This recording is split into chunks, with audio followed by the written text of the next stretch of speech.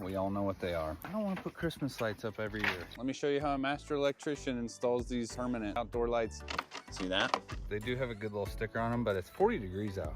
These don't work that well. So I'm not gonna just go boop, boop, boop. I'm gonna take a little extra time. I have a torch here.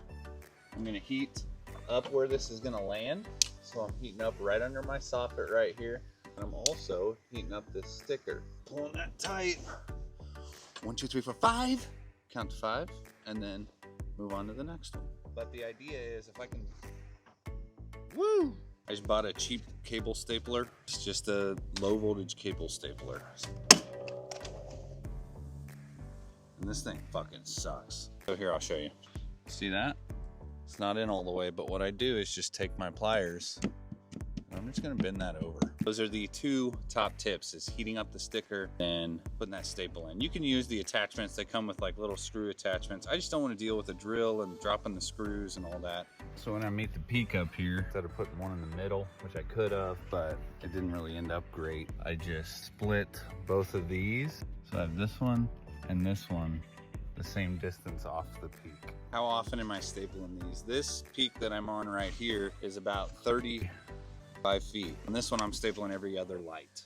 When it's flat and it's easy to reach, I'm stapling about every 3rd light. I wanted to hide these as much as possible, so I am just sticking them right behind this fascia here. You come out here down to the street, you're not gonna see them. What do I do when I get to this situation where that fascia doesn't come out, or that dog box, I think it's called? I don't know, I'm not a carpenter. I'm sure I'm pissing people off with whatever that terminology is. I think it's a dog box. I'm pretty sure it's a dog box, doesn't matter. But anyway, I get down to this dog box and it's exposed. That's fine. I'm not gonna just go like this. That looks like fucking shit. Don't do that. By the way, all my videos are okay for kids. It's okay for kids to cuss. I let my kids cuss once in a while when we're in the truck. We're singing a rap song. I let them go crazy. I let them go nuts. So yeah, we don't want this. It looks horrible. So what we're gonna do is, we're gonna go like that. How does it stay there? Remember Mr. Staple Gun? What if you shoot through the wire? It's a great question. You suck. Don't do this. If you run a staple through there, just make sure that you don't contact both wires. Pull that staple out. If you do, separate this cord, tape each individual wire up, and then wrap the whole thing with tape is all you have to do. And then it should be fine. As long as you don't actually staple it in half. If you staple it in half, you have to cut it and splice each wire together. Just be careful. Joe, what do you do when you go around that to make that look good? You wrap it. I'm gonna put a staple right there. So then the only thing you see is that wire coming right over that edge like that. And then about every 20 feet or so, you have the ends where these runs go together. Even if you order like 100 feet, I think this one was 150 feet, you still have these, because if you were to stop soon, you can just cap the end. If you're not stopping, like if you just have another line going on, just cut that off. Get rid of it. So now I don't have anything hanging down under my soffit. You can't even tell it's there. I want a professional looking job here, people. Not some homeowner crap that's gonna fall down the next day. So my strip ended back there. Don't mind my other Christmas lights that stayed up year round. It's fine, it's America, I can do that. So now I have another 150-foot strand. Cannot hook them together because the driver won't drive 300 feet. I wanted to add these gables up because I didn't want to end on one of those gables. Turns out I'm going to end on the other side of the house where it's easy to get to with a ladder. So I'm okay running this whole 150-foot strand, and then whatever's left, I'll run with the smaller strand. I bought another 50-footer to just finish it out. I am not starting where I'm going to put the outlet. I'm starting in a location, obviously, that is going to be the end of the run. I'm not going to plug these together, but what I am going to do is butt them up together so that it still looks like it's all one solid line. And also, be sure that if you start from the other end from the outlet, that's the male end. The female would accept the male shaft. So that's how you know this is the male, because it has the shaft. And the female accepts the shaft. Here's what that looks like where I butted those two males up together. I just went right beside the two.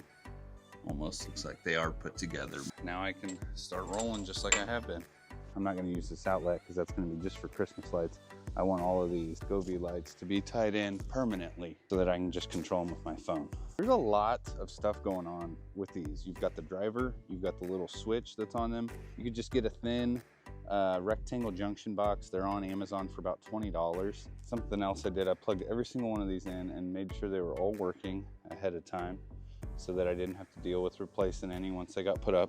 And then I labeled the drivers so that I knew which string they were gonna go on. And then I also connected them to the Wi-Fi before I installed them. All the extra steps you can do that's not on a ladder or having to deal with getting up and down a ladder, the better for you. Put those up inside there, the drivers and everything, made them very accessible. I took out the power to that light, so now all this light is doing is acting as a cover for that junction box. So I just sealed those holes up with spray foam. This thing comes with a super long power cord.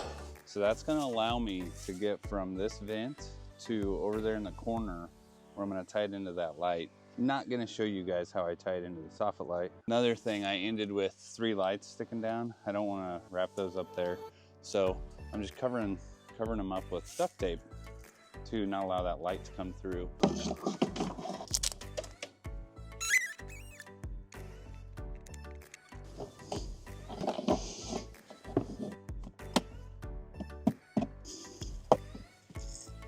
There we go, sealed up. Make sure you're always sealing holes. Remember, if I didn't have this soffit vent here, this would be a perfect spot to have a decent sized J-box. I would have just got one that was white or painted it white. Try to end where there's an outlet. Try to keep that in mind, or start where there's an outlet. And then all you'd have to do is run down with a surface conduit. They make plastic conduit that's easy for homeowners. So you could run something like that and then paint it the color of your house. There's all different types of options, but this is how I wanted it to look at my house. I hope you got a lot of tips out of this.